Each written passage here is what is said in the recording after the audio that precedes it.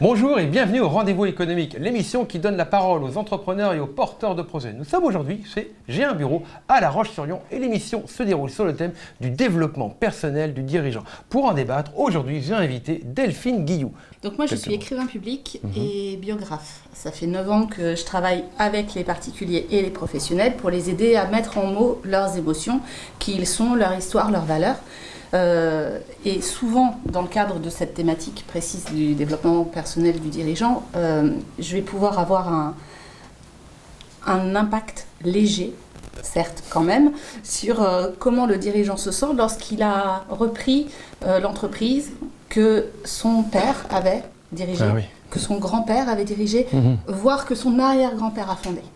On a la chance en Vendée d'avoir des industries qui sont familiales, qui sont implantés sur le territoire depuis souvent un siècle, un demi-siècle, ça va dépendre. Et avec cette perpétuation de l'entreprise au sein de la famille, et au fil des générations, au fil des reprises, on se rend compte que finalement, dans la tête des dirigeants, il y a une perte de légitimité. Donc moi, quand j'interviens sur la rédaction de l'histoire, ça aide à comprendre en fait pourquoi ils sont légitimes.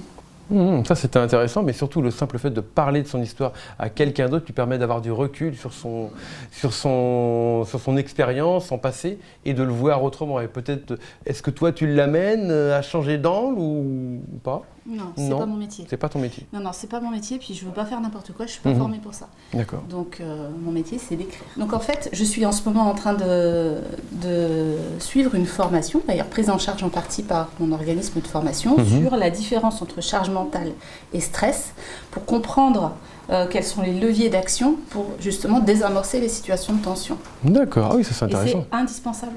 Et c'est vraiment indispensable. Ouais. Et là... Depuis que j'ai commencé, je comprends mieux et je suis plus cool. Je pars du principe qu'en fait, on se forme toute sa vie.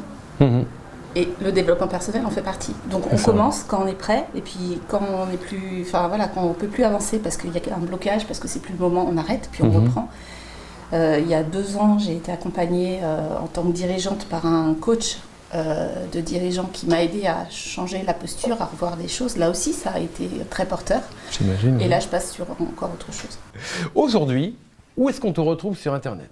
Alors, sur mon site internet, desmotspourdeshistoires.fr, sur ma page Facebook et ma page LinkedIn aussi. D'accord, des mots pour des histoires. Des mots pour des histoires, ou alors sur la rubrique, dans la rubrique recherche LinkedIn ou autre, écrivain, public, biographe, Vendée, on te trouve. On te retrouve facilement. Bon, merci beaucoup pour ce témoignage, Delphine. Merci beaucoup. Très belle journée.